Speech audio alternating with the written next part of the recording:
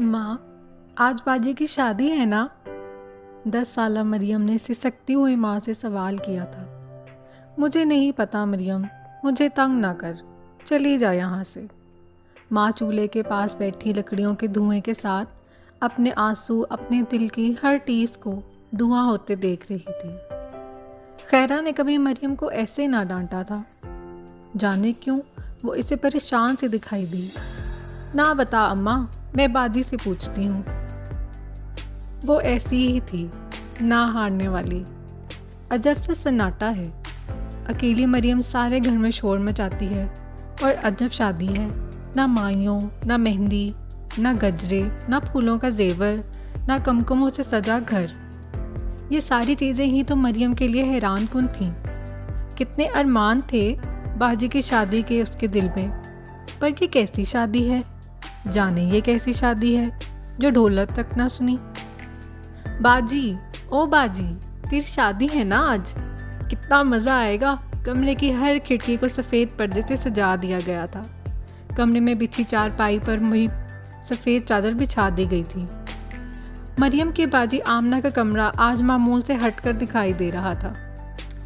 आमना बाजी, ये कब? अचानक मरियम की नज़र कमरे के चारों अतराफ गई थी। ये कैसी शादी है बाजी जिसमें तुम्हारा कमरा सफ़ेद है?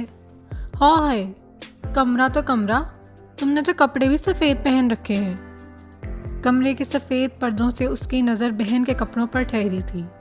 बोल बाजी, ये तेरे हाथों पे मेहंदी है ना तेरे तन पे सुर्ख जोड़ा? ये कैसी शादी है बाजी? बोल बोल ना। आमना की खामोशी और कमरे का रंग रूप मरियम को वहशत को बढ़ा गया। वो अपनी बहन के चेहरे को हाथों में लिए सवाल कर रही थी। आमना उसके हर सवाल पर खामोश थी। वो दुल्हन तो अलबत्ता कहीं से ना लग रही थी। सफ़ेद जोड़े में मलबूस बेसुध से बाल उसके चेहरे पर बिखरे थे। मरियम के सवालात उसके अंदर एक शोर सा बर्पा कर रहे थे। उसके अंदर के जख्म और गहरे हो गए थे। चुप कर जा मरियम, मैं हाथ जोड़ती हूँ तेरे, खुदा के वास्ते चुप कर जा। उसने रोते हुए मरियम के होंठों पर हाथ रखा। जा, चली जा मेरे कमरे से बाहर। जब बड़ी हो जाएगी तो समझ आ जाएगी। अब की बार आमना गज़बनाक होकर चीखी। मरियम खौफज़दा होकर कमरे से भागती हुई बाहर सहन में आ गई। सामने बाबा साईं, आमना और मरियम के वालिद और अदा साईं जलाल और अदा रमज़ान आते दिखाई दिए। वो तीनों की लाडली थी। आमना को भी दोनों भाइयों और बाप ने उसी लाड से ही तो पाला था। दोनों भाइयों के पीछे मौलवी साहब भी आते हुए दिखाई दिए। जाने क्यों वो भी खौफज़दा से लग रहे थे। आमना बेटी, पर्दा कर लो, निकाह खुआ आए हैं। बाबा साईं के जुमले पर मरियम ने चौंक कर इधर उधर देखा। फिर बेसूद, दूल्हा कहीं ना था। वो खामोशी से खड़ी रही। फिर बाबा साईं और अदा साईं आमना के कमरे में चले गए। कुछ देर बाद वो कमरे से निकलकर बाहर चल दिए। मरियम की समझ में अब भी कुछ ना आया था। वो फिर से आमना के कमरे में चली गई। अब मंजर थोड़ा बदला हुआ था। आमना के हाथ में सब्ज़ गिलाफ वाला कुरान पाक था और इसके सफ़ेद लिबास में सर पर सफ़ेद ही चादर थी। तेरा दूल्हा किधर है बाजी? वो आहिस्ता से उसके करीब बैठकर हैरत से उसे देखकर गोया हुई थी। मरियम, वो पत्थर की सी मूरत बनी बैठी कुरान पाक पर नजरें गाड़े बोली, बोल बाजी। मरियम भी हमातन गोश हुई। भाग जा। हाँ सच कहती हूँ, भाग जा यहाँ से। वो आंखें फाड़े पागलों की तरह मरियम को भाग जाने का कह रही थी। भाग जा, ऐलान बगावत कर दे, तू कर दे ऐलान। वो तड़प तड़प कर रोती हुई कुरान पाक को सीने से लगा लिया। उसकी आवाज़ आना बंद हुई तो मरियम भागती हुई कमरे से बाहर निकल गई। अम्मा, अम्मा।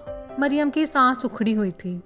माँ जो पहले ही दिल सोखता लिए अश्के गमे बार रही थी, मरियम को इस तरह देखकर बेसाख्ता आमना के कमरे की जानिब भाग खड़ी हुई। आमना, आमना, हाय मेरी बच्ची। आमना उठ जा पुत्र। कुरान पाक को सीने से लगाए वो इस दुनिया से बहुत दूर जा चुकी थी। लाचार माँ की आहो पुकार ने सारे गांव को खबर कर दी कि आमना इस दुनिया में नहीं रही। जवानी की उम्र में पहुंचते ही मौत ने उसे अचक लिया। हाय मेरी लाडली, मेरी आमना, मेरी बेटी। बेचारी माँ के बैन तो किसी भी पत्थर को मोम कर देते, पर न जाने ये बाप और भाई कैसे इंसान थे जो ना रोए ना नादिम हुए। अदा साईं बाजी को क्या हुआ है? क्या वो मर गई है? मरियम ने बड़े भाई से मासूमियत से पूछा था। ना मेरे पुत्र, ऐसा नहीं कहते। आमना बेटी ने तो तेरे अदा साईं और बाबा साईं का सर फख्र से ऊंचा कर दिया है। मरी नहीं है वो, जन्नत में गई है, सीधी जन्नत में। अदा साईं ने मोहब्बत से मरियम को समझाया था। जन्नत में? मरियम ने सफ़ेद कफन में लिपटी बहन को गौर से देखा और नन्हे से दिमाग पर जोर देते हुए सोचती रही कि आखिर माँ को बेटी के जन्नत जाने की खुशी क्यों नहीं हो रही। आह, इस माँ के पास तो मजाल शिकवा भी ना थी। जवान बेटी की कब्र पर फूलों की चादर डालकर माँ तो आधी मर ही गई थी और भाइयों और बाप की सेहत पर कोई असर ना हुआ था। ये वडेरों की दुनिया है जहाँ औरत खाक बेपर की मानंद है, जिसे जीने का हक रब्बे कादिर तो दे पर वडेरे साईं ना दें, तो औरत को कोई हक नहीं जीने का। इस वाक़ये को आज 10 साल का अरसा गुजर चुका था। मरियम अब आमना ही की उम्र को पहुंच चुकी थी। सारे घर में चहचहाती, हर किसी को हंसाती, जिंदगी से भरपूर मरियम ने आमना के दुख को कुछ कम कर दिया था। हवेली के बड़े सहन में कभी आंख मछोली खेलती तो कभी सखियों के साथ पकन पकड़ाई। आज भी वो आंखें बंद कर सहेलियों को तलाश कर रही थी जब सामने ऊंची पगड़ी वाले बाबा साईं आन खड़े हुए। पकड़ लिया, पकड़ लिया। बाबा साईं के बाजू थाम कर इसने झट से आंखों से पट्टी उतार दी। अरे मेरी बेटी, बाबा साईं खिलखिलाकर हंस दिए थे और वो भी लाड से उनके गले लग गई। मरियम हर रात आमना बाजी के आखिरी जुमले को सोचती कि आखिर इतने प्यार करने वाले बाबा साईं से किस बात की बगावत करनी है और क्यों। क्या बात है अम्मा, आज की शाम कुछ अजीब सी ही थी। बाबा साईं ने सबको इकट्ठा किया था। शायद वो कोई अहम फैसला सुनाने वाले थे जो आज इस तरह सबको ख़ास तौर पर बुलवाया गया था। सूरज बादलों की ओट में छुप गया था। शाम स्याह कबा पहने नमूदार हुई थी। हवेली के बड़े से सहन में दोनों भाई, बाप और एक लाचार माँ अपनी दूसरी जिंदा बचने वाली बेटी को बाजों के हिसार में लिए फिर से नई तुरबत बनने का फैसला सुनने के लिए बैठी थी। क्या बात है अम्मा, तुम आज परेशान सी लग रही हो। मरियम ने सहमी हुई माँ से उसका छुपा दर्द जानने की कोशिश की थी। आज तेरे बाबा साईं कोई फैसला करने वाले हैं। मुझे डर है कहीं ये फैसला मुझसे मेरी ज़िंदगी की बाकी जमा पूंजी ना छीन ले। तड़पती माँ ने रोते हुई बेटी को सीने से लगा लिया। शाम की स्याही और गहरी हुई तो बाबा साईं मरियम के कमरे में आए। मरियम कमरे की खिड़की में खड़ी चांद को देख रही थी जो आज कुछ मध्यम सा लग रहा था। मेरी लाडो, बाबा साईं ने मोहब्बत से मरियम के सर पर हाथ रखा था। अरे बाबा जानी आप। उस वक्त हम आज अपनी बेटी से कुछ मांगने आए हैं। उम्मीद करता हूँ मेरी बेटी मुझे मायूस नहीं करेगी, है ना? हाँ हाँ साईं, ये क्या बात हुई? ऐसी क्या चीज़ है जो आपको मुझसे मांगने की ज़रूरत पड़ गई? मरियम ने मोहब्बत से बाबा साईं के हाथ थाम लिए। शाबाश मरियम, मैंने तेरी ज़िंदगी के बारे में अहम फैसला किया है। तुझे बस मेरी पगड़ी की लाज रखनी है। मायूस ना करना मुझे। खिड़की के सामने खड़े खड़े शायद आज बाबा साईं सारी बात मुकम्मल करने के मूड में थे। मरियम बेटी, हमने तेरी शादी का फैसला किया है। मरियम ने चौंक कर बाबा साईं को देखा। हाँ, शादी? वैसी ही शादी जो तेरी आमना बाजी की हुई थी। उस मेरी बेटी ने मेरा सर फख्र से बुलंद कर दिया था। मुझे यकीन है तुम भी मेरी इज्जत की लाज रखोगी। पर बाबा साईं, बाजी की तो शादी हुई ही नहीं। मुझे याद है उसका दूल्हा था, ना कोई आया था, तो शादी कैसे हो गई? मरियम ने हैरत से सवाल किया था। दूल्हा था मरियम बेटी, लगता है तेरी माँ ने तुझे कुछ नहीं बताया।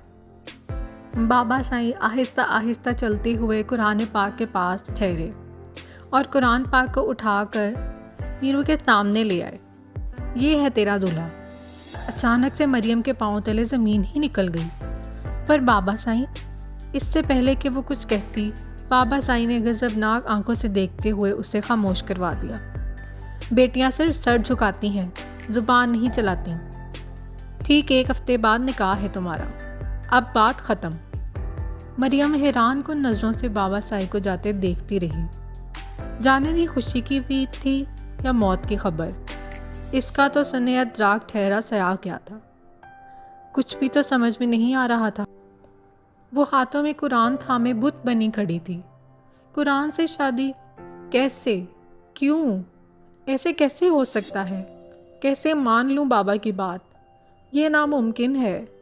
मुझे नहीं रहना इस वक़्त खाने में। बाबा साईं तो मुझसे इतना प्यार करते थे, फिर ये क्या? वो खुद ही से सवालात कर रही थी। मैं आमना बाजी नहीं हूँ। ये पाक कलाम पढ़कर अमल करने के लिए है, एक हिदायत की किताब है। उसने कुरान पाक को ताज़ीम से चूमकर ऊंची जगह पर रख दिया। सुबह का सूरज तुलू तो हुआ था, पर एक माँ की ज़िंदगी गरूब कर गया था। माँ से दूसरी बेटी की जीज़ का जालिमाना फ़ैसला बर्दाश्त न हुआ, इसलिए वह तमाम मुसीबतों से जान छुड़ाकर खामोशी से अगले जहां चली गई। मिलने जुलने वाले खामोश बुत बनी मरियम से अफसोस कर रहे थे, मगर उसकी आंख से अश्क टपका, न उसकी ज़बान से कोई लफ्ज़ अदा हुआ। बाबा साईं, उसकी ज़बान से ये लफ्ज़ बामुश्किल अदा हुआ था। क्या अब भी मेरी शादी कुरान से ही होगी? उसने माँ के जनाजे को देखते हुए बाप से सवाल किया था। हाँ धीरानी, ये हम तीनों बाप बेटों की पगड़ी का सवाल है। मुझे यकीन है तो हमें मायूस नहीं करेगी, है ना? बाबा साईं अपने फैसले पर कायम थे। मरियम खामोश बैठी माँ के जनाजे को देखती रही। मेरी माँ भी कमज़ोर थी, मेरी बहन भी, तो क्या मैं भी मर जाऊँ? मैं भी मर जाऊँ उन्हीं की तरह? क्यों? मेरे अल्लाह ने और मेरे दीन इस्लाम ने तो मेरे बारे में ऐसा कोई हुक्म नहीं दिया। बाबा साईं और अदा साईं की पगड़ियाँ हम माँ बेटियों के जनाजे ऊंचे करेंगे? नहीं, हरगिज़ नहीं। मैं जानती हूँ मेरा रब मेरे लिए कोई ना कोई हल ज़रूर निकालेगा। मैं इस तरह अपनी तुर्बत बनने नहीं दूंगी। मैं इस निज़ाम से, अपने बाबा साईं के फैसले से बगावत करूँगी। अगर मरना ही लिखा है तो मैं इसे जंग करके मरूँगी, ऐसे नहीं। उसके अंदर बगावत की आग भड़क उठी थी। बगावत, आमना बाजी का वो आखिरी जुमला आज भी इसकी समझ में आ गया था। एक शाम सकूत लिए नमूदार हुई थी। बाबा जानी बड़े प्यार से मरियम के लिए सफ़ेद सूट लाए थे। इसके कमरे को भी बिल्कुल ऐसे ही सजाया गया था जैसे कभी आमना का कमरा सजा था। कब तक तैयार हो जाएगी हमारी प्यारी बेटी? बाबा साईं ने बड़े लाड से उसके सर पर हाथ रखकर पूछा था। बस 2 घंटे बाबा, मरियम ने आहिस्ता सी आवाज़ में कहा था। ठीक है मेरी लाडो, अब हम चलते हैं। तू मोतबर हो जाएगी बेटी इस निकाह के बाद। आज के बाद अब तो बस इसी कमरे में रहा करना। तेरे लिए नौकरों का इंतज़ाम मैं करूँगा। ये अदा साईं थे जिनकी वह सगी बहन थी।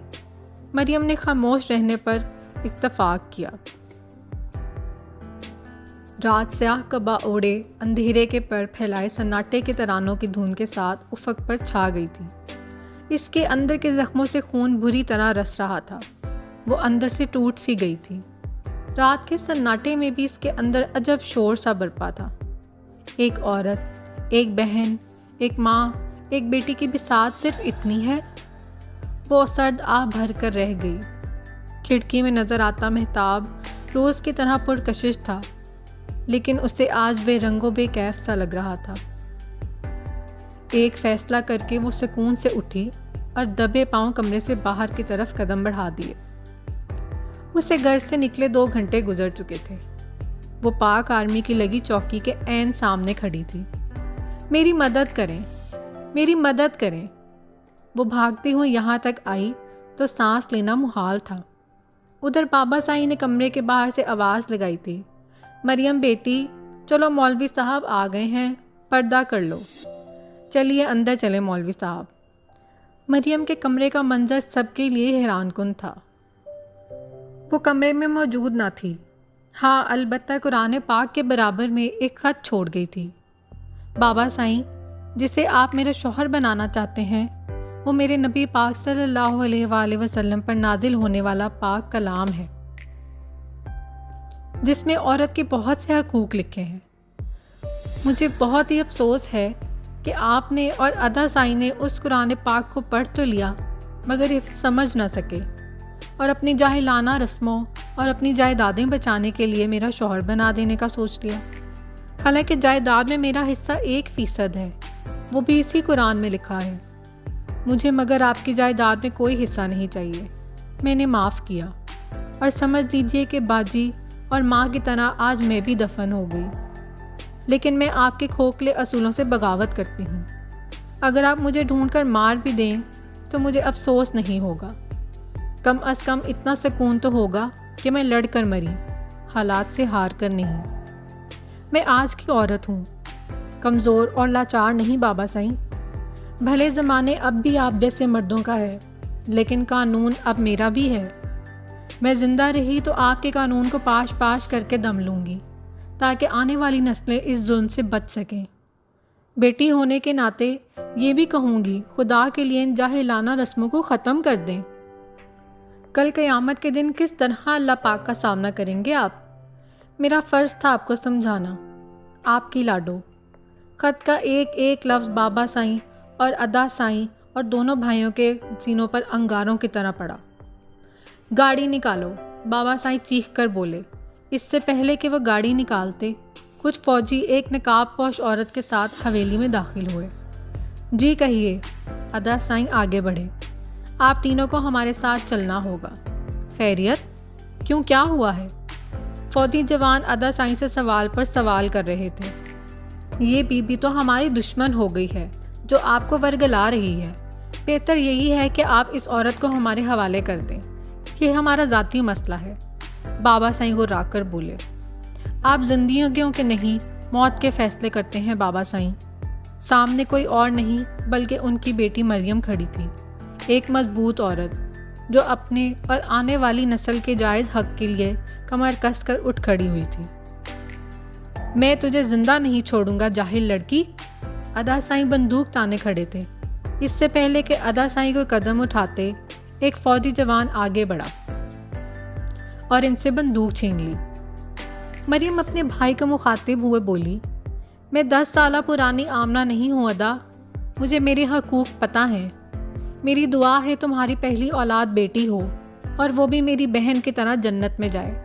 तुम वैसे ही उसका निकाह करो जैसे मेरी बहन का किया था। नहीं, कभी नहीं, मैं अपनी बेटी के साथ ऐसा नहीं होने दूंगा। अदा साईं तड़प ही तो उठे थे। देखा बाबा साईं, वो अपनी बेटी के साथ ऐसा नहीं होने देंगे, मगर अफसोस दर अफसोस आपने बेटों की खातिर बेटी कुर्बान कर दी। बाबा, कल क़यामत के दिन मेरी उस बहन का हाथ होगा और आपका गिरेबान। बाबा साईं की इसकी बातें सुनकर तड़प उठे। उनकी आंखों से 2 आंसू गिरे और निगाहें निदामत से झुक गई थीं। मुझे किसी महफूज जगह पर पहुंचा दीजिए, मुझे इनसे जान का ख़तरा है। इतना कहकर वो फ़ौजी दस्ते के हमरा चल दी। वो इस्लाम से हटकर बनाए गए हर असूल से बगावत करने पर आमादा थी और पुरहौसला भी। इसकी मजबूत कुव्वत इरादियत इसके लिए राय हमवार किए हुए थी।